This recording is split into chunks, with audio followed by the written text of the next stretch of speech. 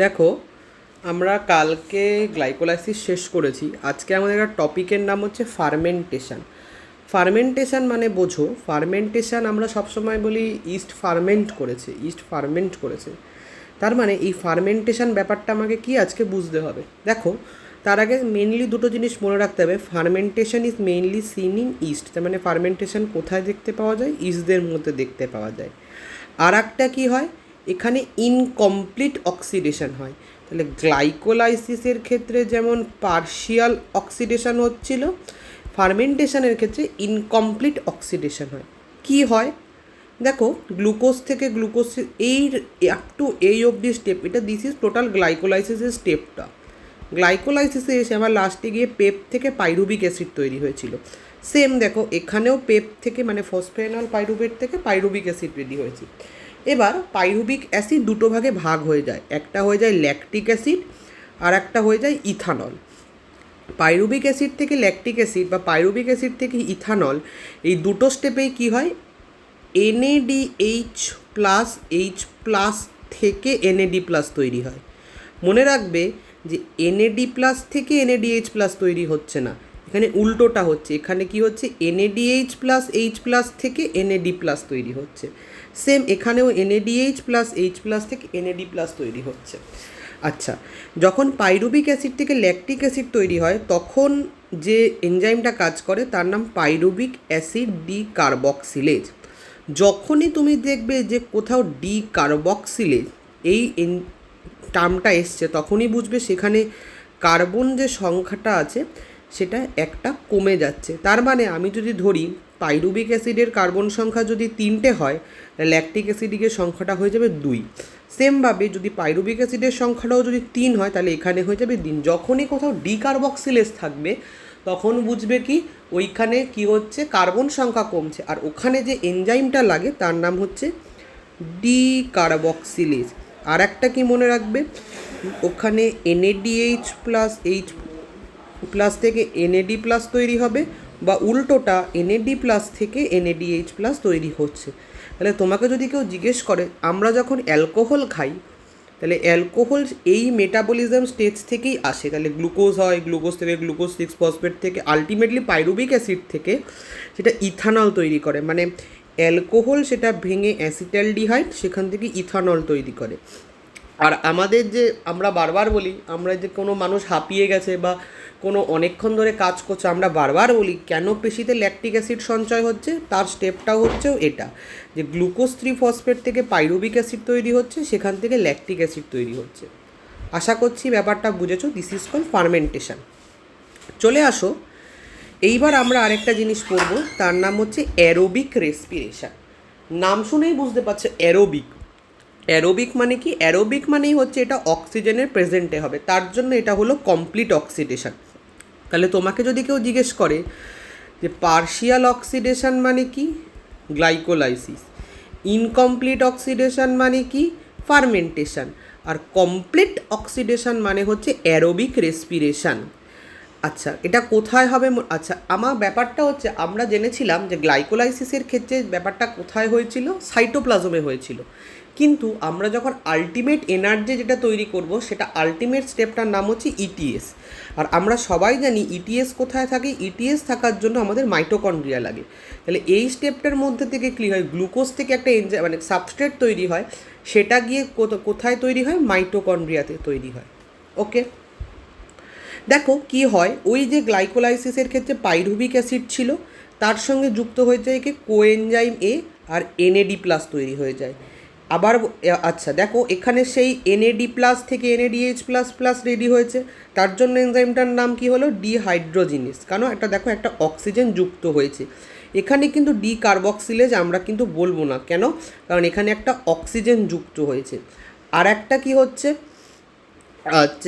আচ্ছা হ্যাঁ, জানি বলেছিলাম যে সবসময় কার্বন মানেই ডিকার্বক্সিলেজ, কিন্তু তার মানে এই নয় যে NAD plus plus H plus আর NADH প্লাস এইচ প্লাস এটা হবে কি না, এটা সবসময় গ্যারেন্টেড নয়। কিন্তু এইটা গ্যারেন্টেড, যদি কোথাও কার্বন সংখ্যা কমে যায়, তার মানে তার এনজাইমটার নাম ডিকার্বক্সিলেজ হবেই। যেহেতু এখানে হাইড্রোজিনেস আছে। হাইড্রোজিনেস মানে কি, দেখো একটা এনএডি ছিল, একটা এনএডিএইচ প্লাস এইচ প্লাস, এবার হাইড্রোজিনেশন হয়েছে। হাইড্রোজিনেশন মানে কি, একটা হাইড্রোজেন যুক্ত হয়ে যাওয়া। মাথায় ঢুকলাম? তাহলে কি হলো, পাইরুভিক অ্যাসিড ছিল, তার সঙ্গে কে যুক্ত হলো, কোএনজাইমে যুক্ত হলো, তার সাথে কে যুক্ত হলো, এনএডি প্লাস যুক্ত হলো। আচ্ছা, কি এনজাইমটার নাম, পাইরুভেট ডিহাইড্রোজিনেস। কি নাম, পাইরুভেট ডিহাইড্রোজিনেস। কোন এলিমেন্টটা লাগে, ম্যাগনেসিয়াম লাগে।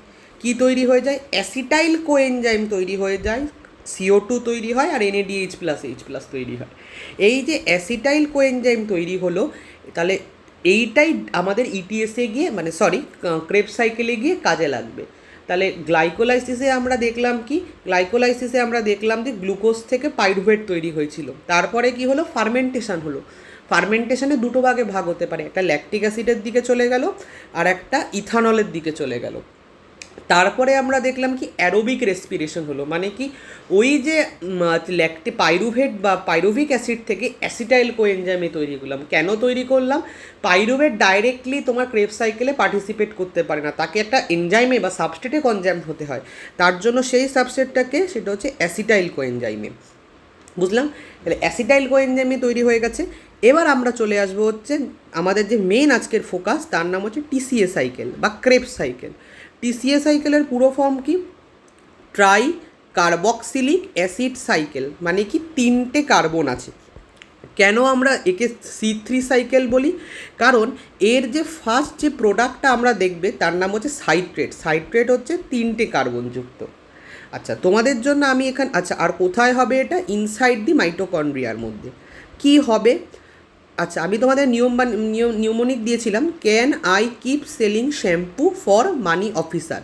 তাহলে ক্যান থেকে কি হচ্ছে, সাইট্রেট, তারপর I for isocitrate, keep, K for alpha ketoglutarate, selling, S for succinyl কোএনজাইমে, শ্যাম্পু মানে succinate, for fumarate, money malate, অক্সালো acetate.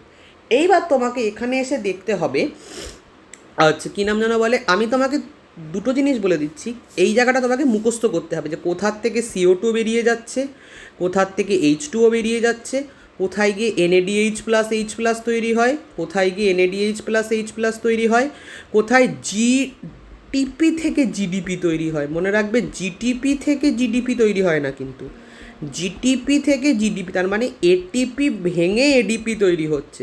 আর এখান থেকে দেখো, ওই যে কোএনজাইমে, মানে আমরা অ্যাসিটাইল কোএনজাইম এ যে এই যে স্টেপে এসে যে যুক্ত হয়েছিল, ভালো করে দেখো, এই যে অ্যাসিটাইল যে কোএনজাইম এ, অ্যাসিটাইল কোএনজাইম এ এই অক্সালো অ্যাসিডেট গিয়ে মানি অফিসার আর সাইট্রেট এখান থেকে এসে যুক্ত হয়ে যায়। ক্লিয়ার করাতে পারলাম এইটুকুনি? ঠিক একই রকমভাবে দেখো, সাকসিনেট থেকে যখন আমরা ফিউমারেটের দিকে যাব, তখন কি হয়, FAD থেকে তৈরি হয়ে যায় FADH2। আর দেখো তাহলে এখানে একটা জল, আমি বারবার বলছি কোথায় জল যুক্ত হচ্ছে, কোথায় কার্বন যুক্ত হচ্ছে, এটা তোমাকে মুখস্থ করতে হবে। তাহলে আমি দেখছি আমার টোটাল তিনটে জায়গায় NAD প্লাস ভেঙে NADH প্লাস, তো একটা হচ্ছে এই জায়গাটা, একটা হচ্ছে এই জায়গাটা, আর একটা হচ্ছে এই জায়গাটা। আচ্ছা, আর কি তৈরি হয়, GTP থেকে GDP তৈরি হয়। আর কি হয়, FAD থেকে FAD2H2 তৈরি হয়।